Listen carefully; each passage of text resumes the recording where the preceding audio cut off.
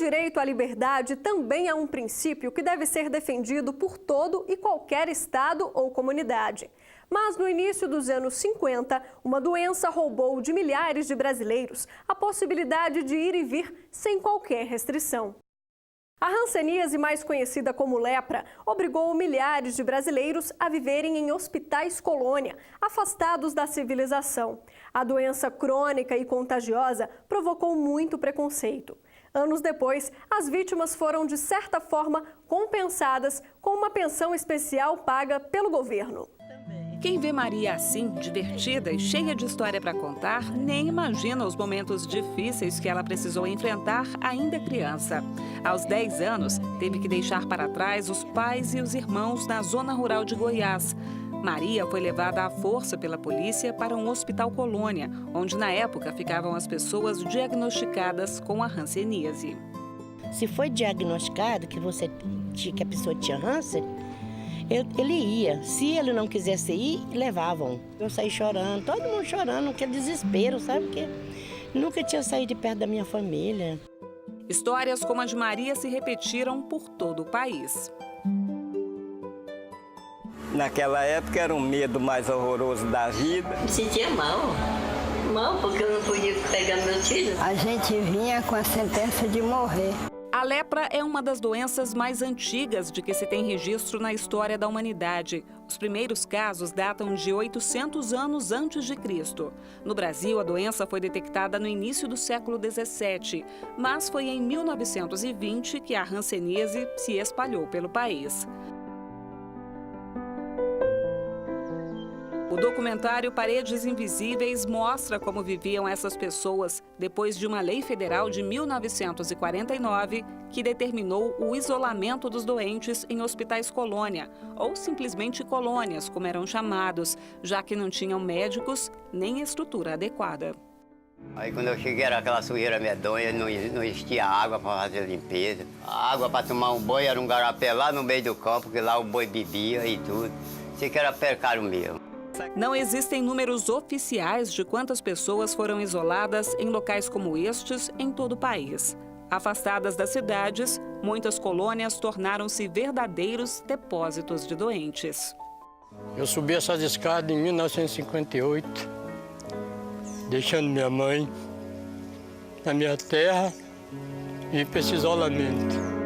Foi assim que muitas pessoas diagnosticadas com a hanseníase, numa época em que não existia tratamento adequado, tiveram que construir suas vidas. Foi só em 1967, já adulta, que Maria pôde voltar para casa. Mas a vida jamais voltaria ao normal. Além das sequelas da doença, quem deixava as colônias enfrentava o preconceito e o desemprego. Ela conta que, por isso, muitos foram autorizados pelo governo a mudar de nome. Pegava outro nome, porque com aquele documento da colônia não podia trabalhar, não achava emprego. Tinha muito preconceito? Não, preconceito, meninas, aquilo ali era, sei lá, eu acho que não era preconceito, era loucura mesmo, sabe? Os primeiros medicamentos eficazes para o tratamento da hanseníase apareceram em 1941, mas somente 21 anos depois, em 1962, foi decretado o fim do isolamento forçado no Brasil. Ainda assim, foram necessários mais de 20 anos para acabar com essa prática. Em 2007, o governo autorizou o pagamento de uma pensão especial vitalícia para as pessoas internadas compulsoriamente até 1986. De lá para cá, 12 mil solicitaram o benefício, que está em torno de R$ 1.300 por mês. Dessas, 9 mil tiveram pedido atendido. Muitas não conseguiram comprovar a internação forçada. Sem resposta, uma moradora do Maranhão resolveu procurar a justiça.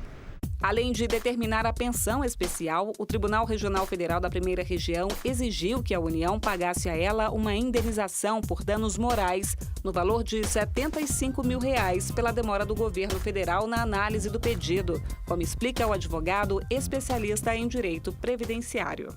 Ela requereu ainda em 2007 e o processo ficou tramitando nas gavetas da administração por mais de 4 anos. Em face da demora, depois de um tempo razoável para que o processo seja decidido, você tem todo o direito de buscar o Poder Judiciário. A Secretaria Nacional de Promoção dos Direitos da Pessoa com Deficiência ligada à Presidência da República é a responsável pela análise dos pedidos de pensão vitalícia. O governo reconhece o atraso, alega que foi surpreendido pela quantidade de pessoas que solicitaram benefício e, por isso, fez uma força-tarefa para avaliar os pedidos.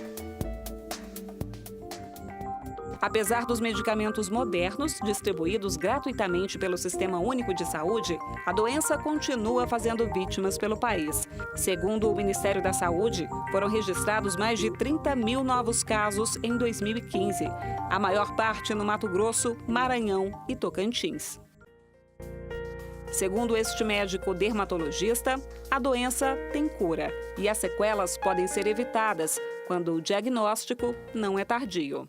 O profissional que trabalha na atenção primária, ele precisa ter muito bem sedimentado isso nos conhecimentos dele.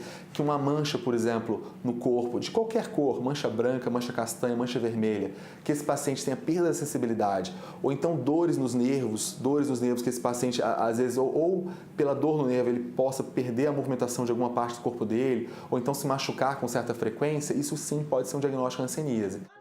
Maria, que mostramos no início da reportagem, e outras vítimas da hanseníase criaram um grupo de apoio em Planaltina, no Distrito Federal.